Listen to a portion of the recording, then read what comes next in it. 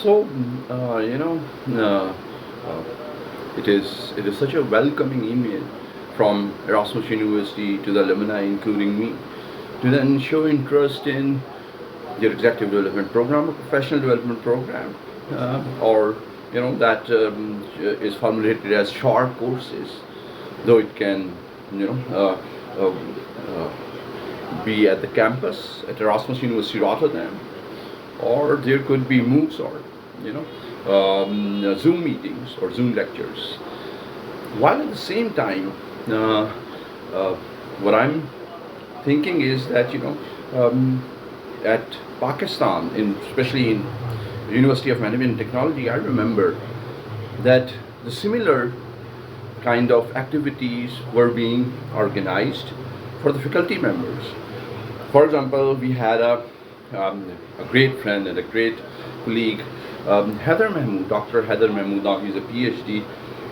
He would deliver econometric classes to economics faculty. And when we were having these classes, I was head of the Department of Economics, while at the same time, he was very young. So, you know, youth are more talented, they are more knowledgeable.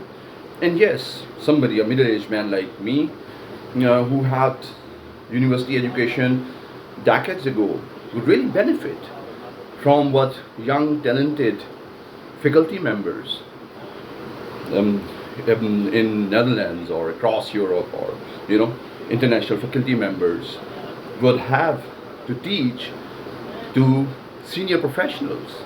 Now Haider Mahmood is in Saudi Arabia. He's a full professor.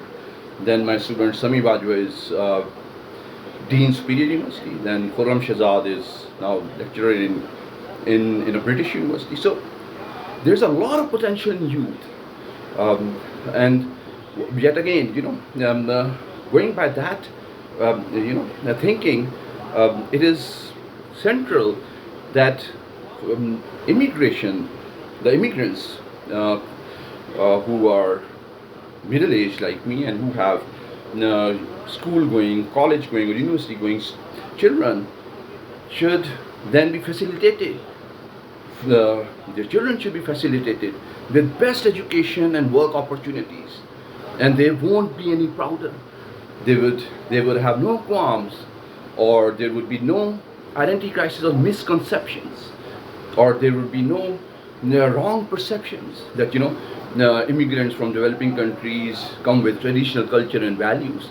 I mean, I've already mentioned that the Netherlands and across the Europe, it is true, is a very diverse economy, and there's an thriving international community.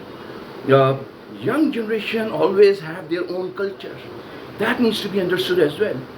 Uh, for example, there's a generation gap between me and the students of today in university even. Uh, there must be 20 years gap. So these young students totally have their own culture. Even if I'm sitting in Pakistan, I'm talking about Pakistani youth. I have no clue what that culture is, because I would interact with people of my age. And being a professional, my most of the social interactions as well have a professional dimension to it. So, young generation across the world, because of digital media, have their own culture that needs to be directed or understood by psychological analysis, or through media coverage, or through managed pedagogy. Whereas, being a economist, I can only contribute towards a creative pedagogy that will involve different aspects of understanding economics, or economic policy making or theory.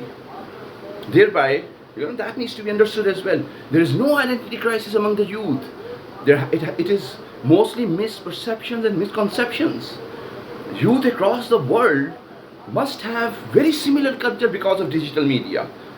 It's the kind of opportunities they will have when they grow older, when they are in their teens, or when they are in their early 20s. That would matter the most. If they have equal education opportunities, equal opportunities of work, and if there is no discrimination as such, then I think